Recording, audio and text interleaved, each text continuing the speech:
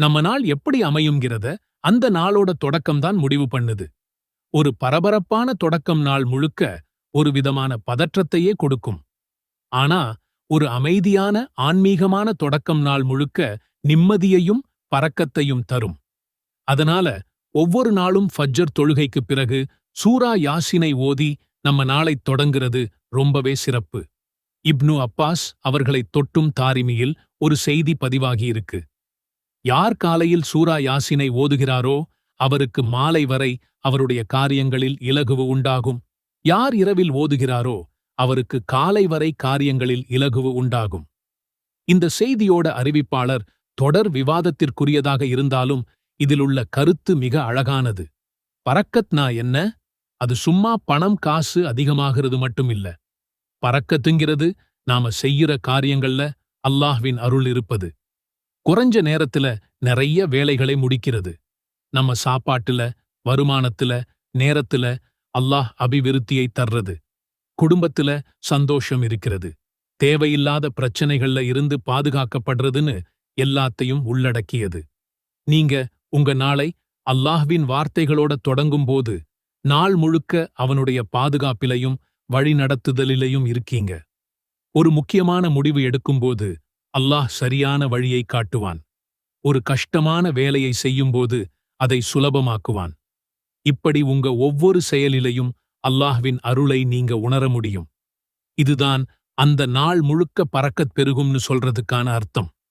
இன்னைக்கு நாம வாழ்ற உலகத்துல மன அழுத்தம், கவலை, பதட்டம் எல்லாம் நம்ம வாழ்க்கையோட ஒரு பகுதியாவே மாறிடுச்சு. பொருளாதாரம், குடும்பப் பிரச்சனை, வேலைன்னு பல காரணத்தால நம்ம மனசு அமைதியை இழந்து தவிக்குது. இந்த எல்லா கவலைகளுக்கும் சிறந்த மருந்து அல்லாஹ்வை நினைக்கிறதுதான்.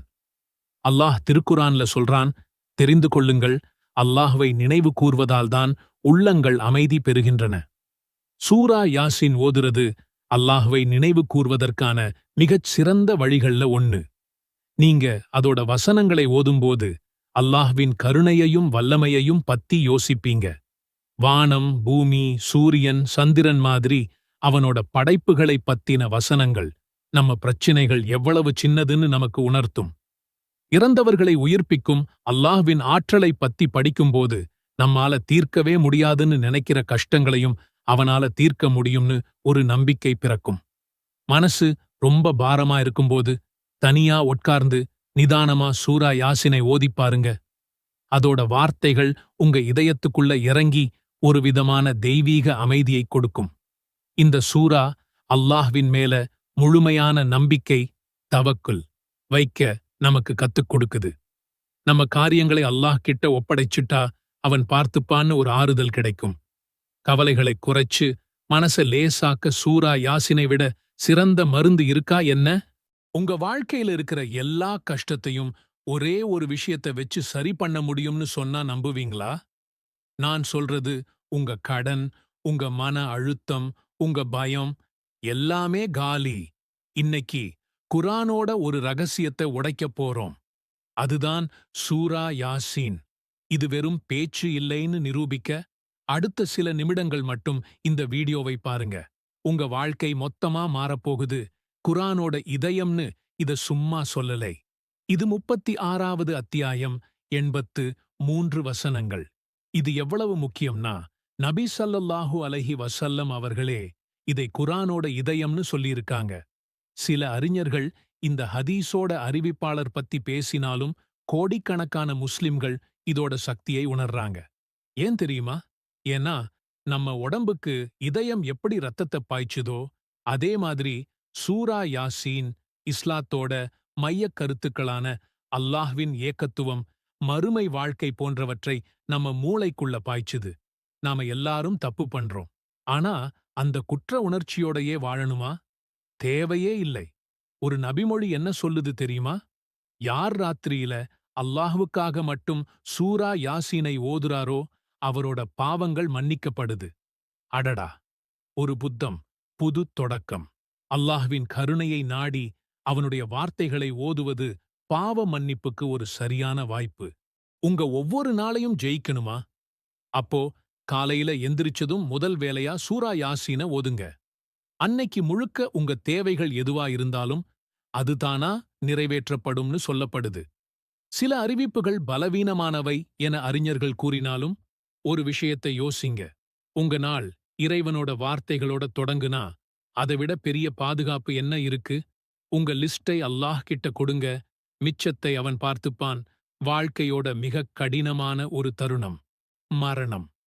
அந்த நேரத்துல கூட சூரா யாசீன் ஒரு மிகப்பெரிய ஆறுதலா இருக்கு.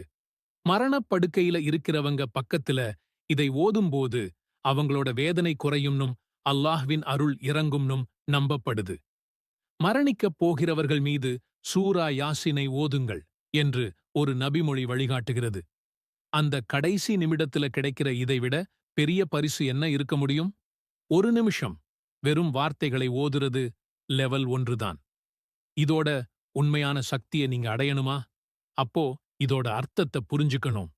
இது வெறும் மந்திரம் இல்ல, இது ஒரு வார்னிங். ஒரே ஒரு இறை தூதரை நம்பாத காரணத்துக்காக ஒரு ஊரே அழிக்கப்பட்ட கதை இதுல இருக்கு. காய்ஞ்சு போன நிலத்திலிருந்து பயிரை உருவாக்குற அல்லாஹ்வின் சக்தியை இது காட்டுது. சூரியனையும் சந்திரனையும் அதனதன் பாதையில நீந்த வச்சிருக்கிற பிரபஞ்ச அதிசயத்தை நமக்கு ஞாபகப்படுத்துது. கடைசியா நாம எல்லாரும் எழுப்பப்பட்டு கேள்வி கேட்கப்படுவோம். அந்த உண்மையை முகத்துல அரைஞ்ச மாதிரி சொல்லுது. ஆக சூரா யாசீன் ஒரு சாதாரண அத்தியாயம் இல்லை. பாவ மன்னிப்பு, தேவைகள் நிறைவேற, கஷ்டமான நேரத்துல ஆறுதல் கிடைக்க எல்லாமே இதுக்குள்ள இருக்கு. நான் உங்களுக்கு கொடுக்கிற ஒரே சேலஞ்ச் இதுதான். இன்னையிலிருந்து சூரா யாசீன அர்த்தம் தெரிஞ்சு ஓதுங்க.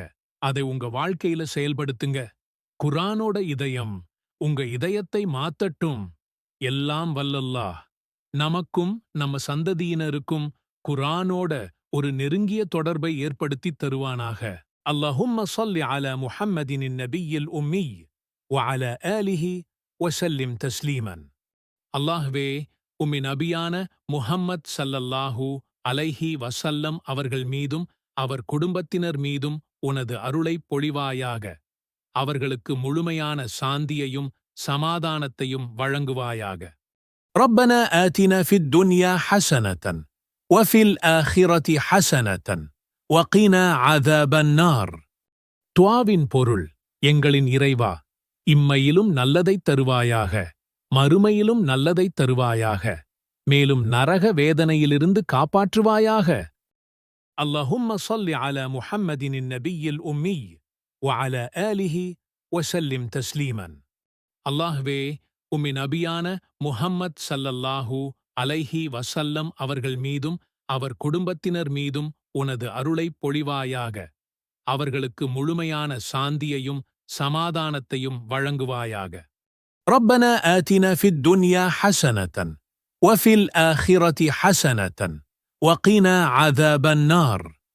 துஆவின் பொருள்: எங்களின் இறைவா, இம்மையிலும் நல்லதைத் தருவாயாக, மறுமையிலும் நல்லதைத் தருவாயாக, மேலும் நரக வேதனையிலிருந்து காப்பாற்றுவாயாக.